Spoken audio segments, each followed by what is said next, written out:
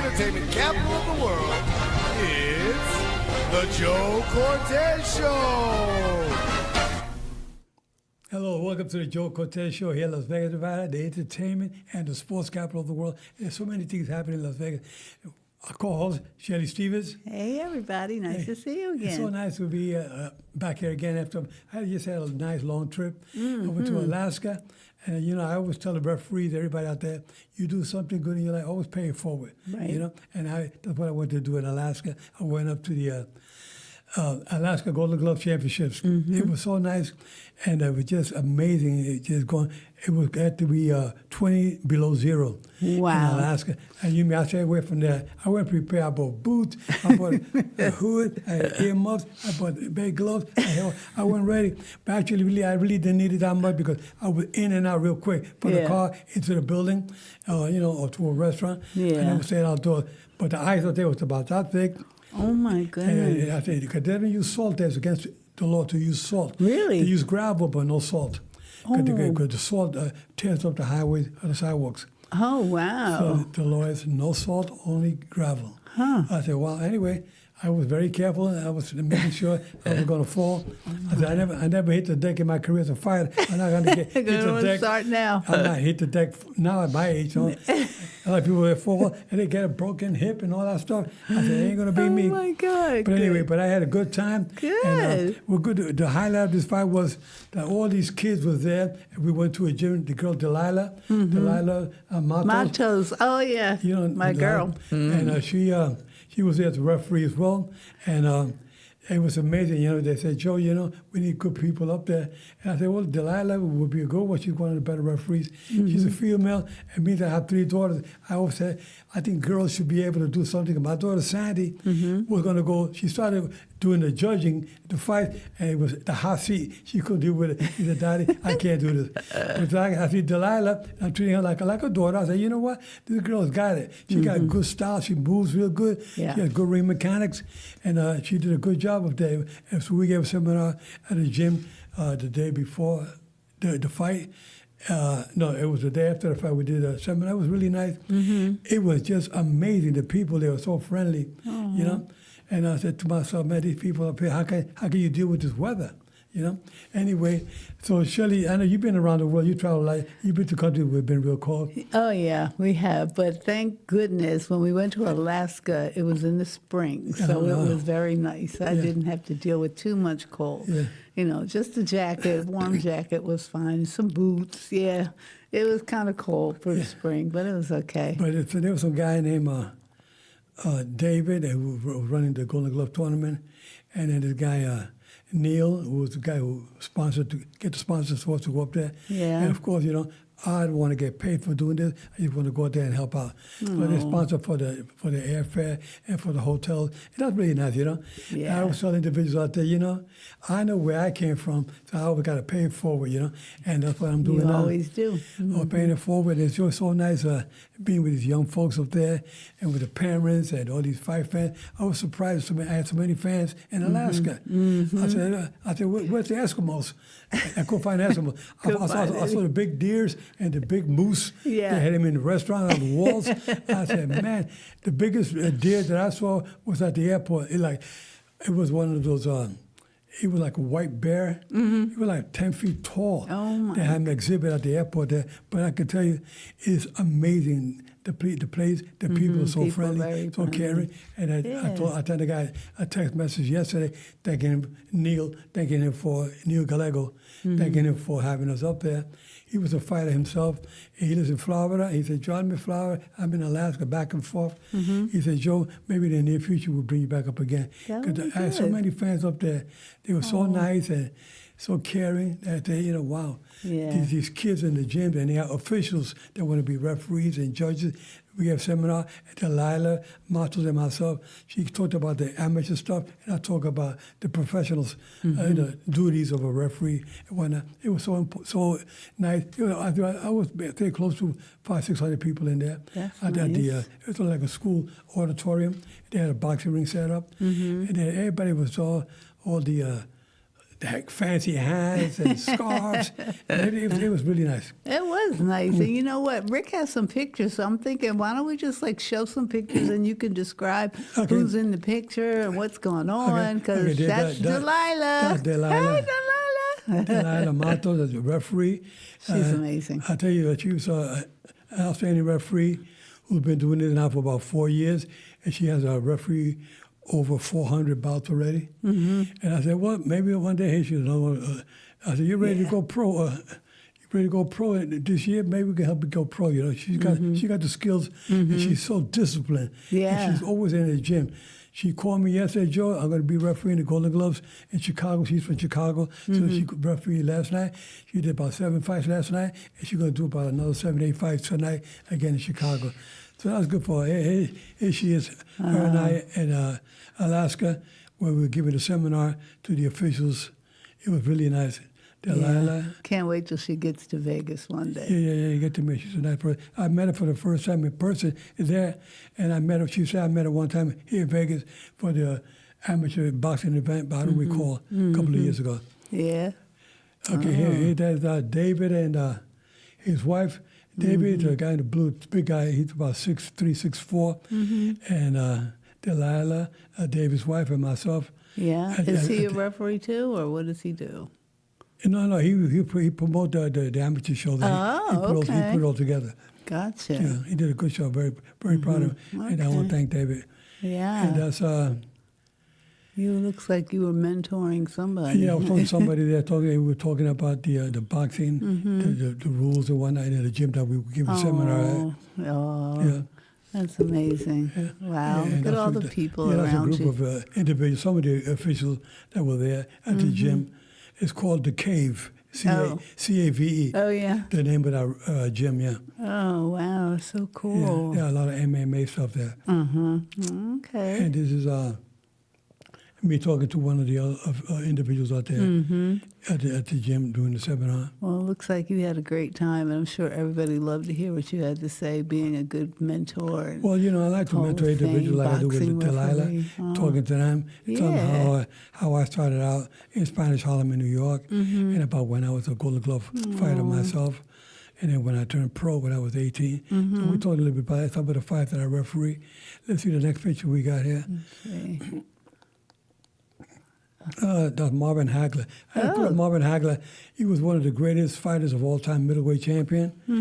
But when he fought Sugar Ray Leonard, it was a close fight. And people, up to this day, people are saying that Hagler won, and the other half say that Leonard won. But Hagler and I used to hang out together a lot at the International Boxing Hall of Fame. Yeah. He said, Joe, if you see too many people around me, just stay by me. He said, too many people around me, it gets too crowded, just pull me by my arm and I'll follow you. It was like that. What a nice guy. One day we were having lunch together, him and I. He was telling me, Joe, you see over there across the way, you got Sugar Ray Leonard. He's always saying that he beat me. Now, you know I beat him in that fight, right, Joe? And I said, well, it was a good fight. And I said, and then that same day, in the evening, I had dinner with Sugar Ray Leonard. And Leonard said, Joe, look over there, Hagler over there. I beat him. I beat him, right, Joe? I said, hey, it was a good fight, they were always knocking each other, not in person. Then one day, of the 4 days I was there, the third day, we were all having lunch together, the three of us, and Marvin was with his wife, and Hagler was with his manager, and I believe his son. And we were all having lunch together, and they were like, buddy, like nothing, like they're the best of friends, But when they're away from each other, nah, come on, I beat him. Anyway, so let's go to the next picture. Oh, here's Jake. Remember the movie Raging Bull? Yes. Jake LaMotta? Yes. That's at the Hall of Fame up in Kansas, New York. And John Setter. John Setter, I was watching a movie not too long ago called Selena. I think of Selena? Well, he played her husband in the movie. Selena. He's a good guy named John Setter, S-E-D-A. Yeah. John, J-O-N. And he was telling me when he worked at the Hall of Fame, he was telling me, Joe, I was a boxer in in New Jersey. I said, really? Yeah, he said, I was a fighter. I was a Golden Glove champion in New Jersey. Yeah. I said, well, you did the good thing. You went into acting. Here you are now He was a Grand Marshal when I got inducted in the Hall of Fame. It wasn't that year. I think it was the year after I got inducted. But he was a Grand Marshal. Good guy. Jake LaMotta. I met Jake LaMotta back in 1980, around that. I met him for the first time in New York on 3rd Avenue and 55th Street. I never forget where I met him. And I saw him. I said, "You Jake LaMotta, the champion." He looked at me and said, "What do you know? You're too young to know anything about me." That's him, Jake LaMotta. Who would ever thought that we spent so much time together at the Hall of Fame? Oh, that's awesome. Let's see the next picture. Yeah. Oh, okay. That's I'm gonna be inducted again. Wow. I can't believe it, Shelly. I can't believe it could be my number 8 induction. Wow. It's Ring 8, New York Ring 8 Boxing Hall of Fame in New York, April 19th.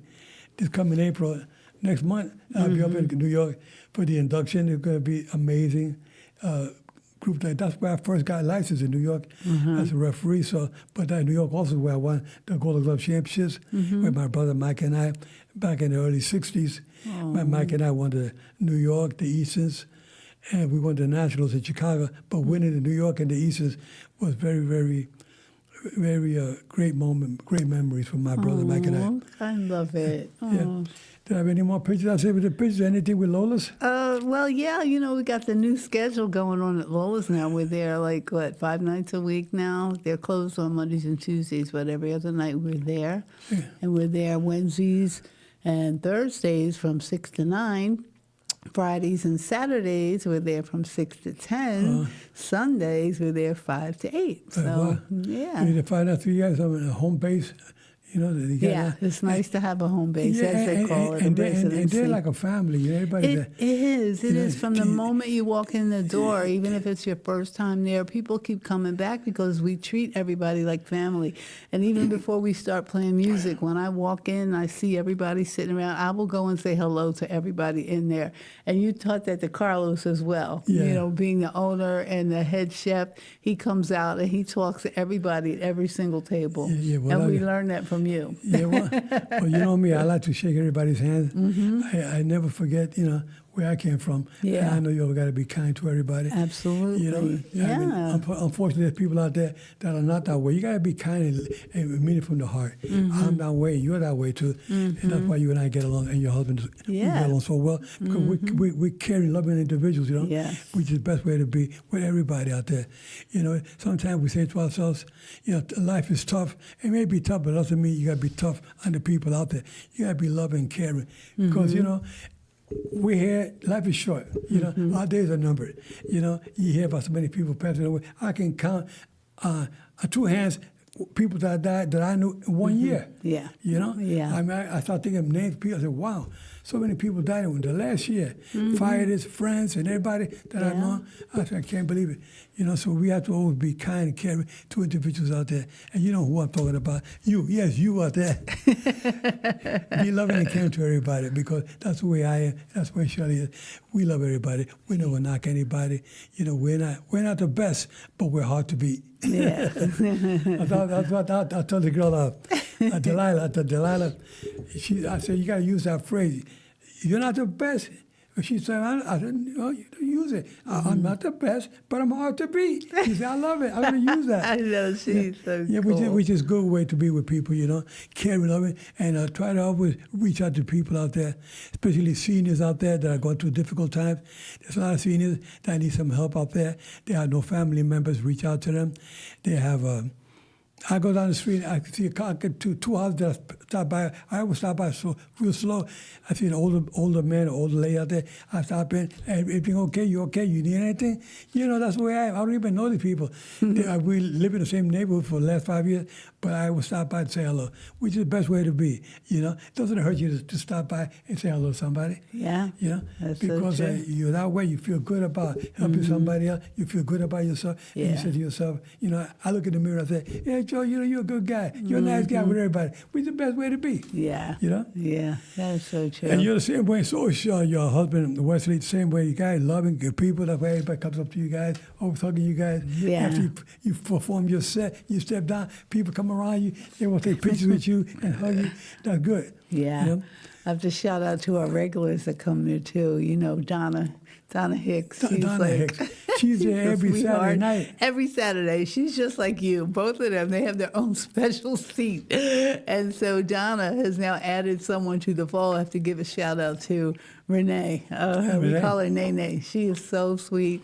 And I just, Renee Moore, and she's just a sweetheart, you know, and we've been meeting her now for the past couple months. She's been coming to Lola, sharing the table with Donna. Yeah. And just talking to her last night on a break, I learned so much more about her. She actually runs like a daycare center. Daycare? Yeah, and I was telling her how much we love kids and everything, and, you know, what she's doing. And so she's going to be a guest on our show one day. Well, you tell her when. Anytime you think she's ready, let her put her on a schedule. Yeah. And then we'll have her on the show. That'd be great. She's People a like dog, her. I met her a couple of times. She likes to get out there. She wears the big glasses. Yes. She gets out there. She dancing. Always dancing. She has a happy-go-lucky lady. Yes, she is. Yeah. She had them up dancing last night as well. Yes. Oh, yeah? Mm-hmm.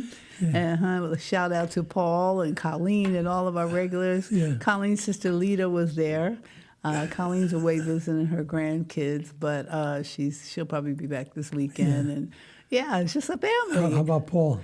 Paul, I think he might be there as well visiting the grandkids. I'm not sure because he travels a lot, you know, with his job. What does he do again? Paul, he has a landscaping company called Par 3. Right. He does the majority of the golf courses here in Las Vegas. We have over 35 golf courses in Las Vegas. Really? Yep. Oh. A lot of people don't know that. And golfing is here very, very popular. I was talking the other day to one of your guests come to your show, former Governor Bob List. Oh, List. okay, He was there the other night with his wife, and we were talking. He said, "Joe, what are you doing?" I said, "All right." I was walking by. He grabbed me by the arm. Joe, because I see him at Joe Brown's luncheon every so often, like once a month. Yeah. And I saw him and said, "Governor List, he's no longer governor. He was governor back in the late 70s or 80s, in the 80s." And I said, "Governor List, you know," I said, "Why don't we bring horse racing to Nevada?" He said, "Wow." He said, "Joe, you know what? You know, a good idea." You know, I said, "Yeah." I asked Joe Brown about it a while back. I'd like to see horse racing come to Nevada. Oh, I'd love that. I mean, I know it gets hot here, but you know what? We do horse racing seasonal. Yes. Seasonal.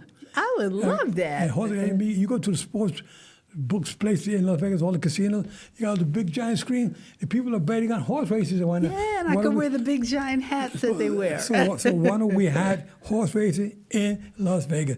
So you heard it here first. If it happens in Las Vegas, say, Joe's idea. Yes. After all these years, people are talking about doing so many things with Las Vegas. I mean, we're bringing baseball. We brought football. The Raiders are here. Now we're bringing the Oakland A's. And we got MMA. We got boxing. We got everything. We got basketball, female basketball. Oh, the yeah. Aces. I want to see the NBA come here eventually. I know there's talk about it. Eventually they're going to end up here. That would be good. Let's see if Magic Johnson can do something. Magic, you know, you and I are good friends from the fight game. You got to bring that baseball here to Las Vegas. I mean, the basketball. Let's do it. To Las Vegas. Man, I was talking to one day I was talking to Denzel Washington. He was at the fight, and he was telling me, Joe, he was involved with a guy, Bush Lewis or somebody else, and had a heavyweight fighter. And he said, Joe, I was going to the restroom before I did the main event, and he was in the corridor waiting with his fighter. They already had fought, but he lost. He said, Joe, come here a second. Can we talk to you, ask you a question? He said, my fighter, what do you think about my fighter? I said, well, he did okay, but even though he lost, but he said, but why? Why do you think he lost? What do you see, Joe? I said, well, I saw that maybe he was getting a little bit tired after the fifth round. You know, he said, you see, he told the trainer, you see that? Joe knows what he's talking about, you know? And then I told him, Mr. Washington, can you do me a favor? Denzel, will you be able to talk to my daughter, Cindy? Cindy was in a car accident, and she's in a wheelchair. Well, she called the police. He said, really? I think I gave him my phone. He said, give me the caller, and I called her, Cindy. Somebody wants to talk to you. I gave him the phone. He walked away. 20 minutes with my phone. I'm waiting and waiting. I went to the man's room, came back. I'm waiting and waiting. I said, this guy coming back with my phone or what? Then he finally came back with the phone. He said, Joe, it's so nice to talk to your daughter, Cindy. Oh. You know? But at one time I had Christopher Reeves. I made arrangements for him to call up Cindy when Cindy was in rehab at the hospital after she had the accident. Yeah. I had John Travolta. Talked to her one time. Yeah, Bruce Willis and Debbie Moore. They're supposed to Cindy as well. Oh, and J-Lo. J-Lo, yeah. She took pictures with Cindy. Yeah. J-Lo, it was a nice young lady. And so many other individuals out there that I met. Jack Nicholson was always special. He was number one on the list. He was always at the fight, and always he had to keep an empty seat for him because I had to sit next to him. When I was doing the championship fight, I had to sit with him for 2 or 3 hours. And him and I would talk about different topics. Then we talk about his acting and his all stuff and what he's doing today. We were living up in New York in the summertime. In the wintertime, here he go up there for the summer, and he was a nice man, still alive, but he told me he's writing a book that was when I was active, and I've been retired for 12 years. So I was talking to him since I retired. But it's always so nice memory to talk about these individuals I met throughout the years. Yeah. And even today, I get people still calling me up and say, Joe, we want you to come to, like I did in Alaska, come up to Alaska. They want me to go to Colombia. I don't know if I'm going to go to Colombia, but it was the other day about that. They want me to go to Florida, I think in May. And it's so nice, you know? No. And I said to myself, can you imagine if I was good looking? I mean, if you were good looking. If I was good You looking. already are good looking. Anyway, we have a lot of fun, talking. My thing is, you guys out there watching, these kids out there, we got to be careful. I had a meeting the day before yesterday with Joe Brown's luncheon, and we were talking about these sex trafficking out there with these young girls. There's a lot of stuff going out there around the whole country, around the world. And there's a lot of individuals, they get these kids and they talk them into between the ages of 13 and 20 years of age. They were talking about sex trafficking, how these guys get on the phone, on the computer. You want the kids hanging out on the street. You stay home and they're on the sofa, they're on the tablet, or on their phone, and you got these guys out there. They know what questions to ask these young girls, and they sweet talk them into meeting them someplace. Well, I'm going to buy you this, or I'm going to buy you that. Yeah. And they trap these girls in. Yeah. They tell me a picture of yourself. They send a picture, and then the guys with AI, they take that face and they put a naked body on the bottom of that picture, and then they tell the girls, hey, you got to meet me. Because look, I got this picture of you now. Yeah. And the girls get all nervous. They get all so worried sad. about that because now they got a picture. Why you send that picture to that guy? And the mother will say, So the kids, a lot of these kids commit suicide just because of things like that. Oh, yeah. So you got to be careful. There's a lot of guys. So they had from the prosecutor's office, law enforcement, the Justice Department. They were all there talking about how to try to maintain your kids from the social media. Today, it's not like it was when we were growing up. It's not. Now it's different. Yeah. Now with social media, they get you on all kind of Instagram, TikTok, you name it, all kinds of platforms. Yeah. They get out there and they sweet talk these young kids out there, and you got to be so careful. That's why you parents out there watching, please take care of your kids, give them good advice about what's going on out there. Be careful. These guys are a lot of con artists out there. They know exactly how to trap you in. They corner you in the spot in a way where you feel guilty, and then now they got you where they want you. So we got to be so careful with that. Absolutely. And I'm going to bring somebody on the show real soon. I asked to be a volunteer for that program so we can start doing things here in Las Vegas with the schools. Because I used to do something with the Clark County School District with Jack Lazzarato, who's a boxing inspector now. But prior to that, he was a director of the Clark County School District Police Department. And he asked me if I would join. They had a grant from the Justice Department, and he hired a lady named Linda and myself to be part of a group to help out these kids at the schools. So I had J.D. Smith Middle School, and I had Rancho High School. I had an office at each one of those schools, and I would talk with the deans. I would go once a week to each one of those schools. I would talk to the deans, and I would tell them, they would give me a list of individuals that were giving them some troubles in school. So they would send to my office like 5 or 6. Every time I went there once a week, there's 5 or 6 students to my room, to my office, and I would talk to them I would, to make it easy for them, I said, hey, you guys, nice to have you here. One at a time, though.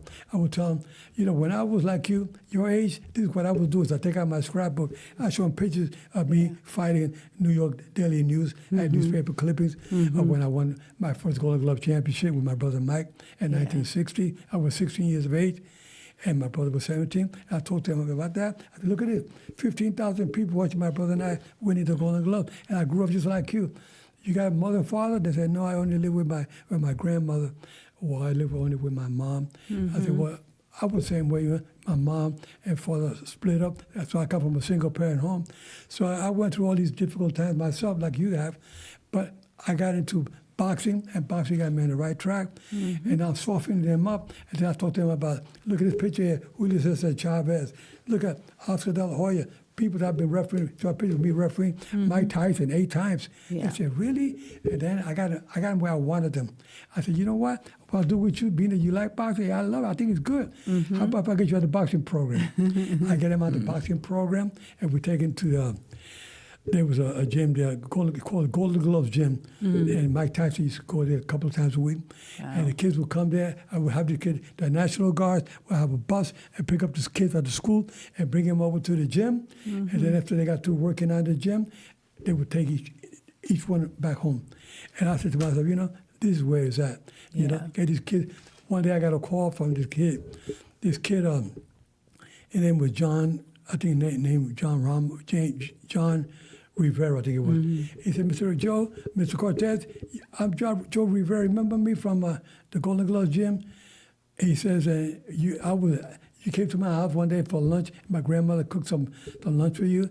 And you came into my bedroom. I was showing you my bedroom and everything. And I had a big hunting knife on the dresser. And you took the hunting knife. It was down in the case. And I took it and I put it inside my waist, and I put it when I went to sit down in the living room, in the kitchen to eat the lunch. I stuffed my stuff in the leg with the sharp point of the knife. He said, Mr. Cortez, that's me. He said, you know what I'm doing now? I said, what? He said, I'm in the Marines, and I'm a sergeant in the Marines. Thanks to you. You got me out of the gangs and me smoking weed and all that I was doing. He said, you got me out of that. You got me out of the boxing program. I want to thank you for that. Oh, so those are good things that I like to do. And I had a young girl too. She became a boxer, pretty decent, and she also on the right track. They were headed the wrong way with the school. And sometimes you need people out there to reach out and say, I know where I came from. That's I was right. blessed. A Gaspar Indian Ortega, a Mexican fighter that came to New York. He's the one that took me under his wing when I was 12 years old and got me started. My brother Mike got started with boxing, so I know how to pay it forward as well. Yeah. Because they helped me, they kept me on the right track. So it was time for me now. And I told other individuals out there, pay it forward. Always up individuals out there. You got people out there that need some help. Sometimes they're at the verge of maybe committing suicide. They may be doing something, and you can say something is not right. You talk to them. Absolutely. Seniors, a lot of seniors out there need some help. And I know you're always out there talking with the seniors a lot. So what's your greatest moments with the seniors and some of the youth out there? Oh, let's see. Last time we did a Valentine's Day party at a senior citizen's home, and it was so nice to see them. Like, even the ones that were in the wheelchairs, they were still dancing with their arms and stuff. And, they request all kinds of music, and we love performing for the seniors. And also, I'd like to get more involved with kids, as you say. I would love to mentor some kids, because my grandson, I have to shout out, first of all, to my daughter, Christina. Right. And she has 3 boys, my grandsons, and the oldest one, he's getting ready. Right? Yeah. And he is actually getting ready to go on a school trip to Italy because he likes to cook, and they're having a whole program about teaching people how to cook, and so he signed up for it. He has a little GoFundMe page out there and stuff. I contributed, so if anybody wants to help my grandson go to Italy, contact me. But I'm so proud of him. Yeah. Good. Well, I'll tell you, what, these young kids, we all have to help out the young kids because where you came from, I know where I came from. It wasn't tough neighborhoods. You're in Philadelphia. I was in Spanish Harlem, and it was not easy growing up, Right. But we didn't have all the luxury we got today on social media. Oh, God, you got something going on, but it's a good thing and it's a bad thing because it's good in the sense that we educate us a little bit more. But the bad part is that sometimes we go the wrong way with social media with the people that are out there. Not everybody has good intentions. Exactly. Yeah. Anyway, but you know, Shelly, I'm glad that we were able to talk today. These shows that we have, you individuals out there watching, these shows that we have, like that Shelly and I put together, it's about helping people out there, educating people out there, and showing them love and attention, because we all need a little bit of that. You know, caring for one another. You know, knocking people is not a good thing to do. Caring for people is the right way to go. Loving them, showing them what we can do to help them out. If you need any help or anything, please reach out to us. Shelly and I are always here, always available. And we're not looking to see how much money we can make. It's what we can do to get you on the right track. We love you very much. Shelly, my undisputed champion, and myself here, Joe Cortez. I'm fair, but I'm firm. Touch him up. See you guys next week. God bless. See you next week.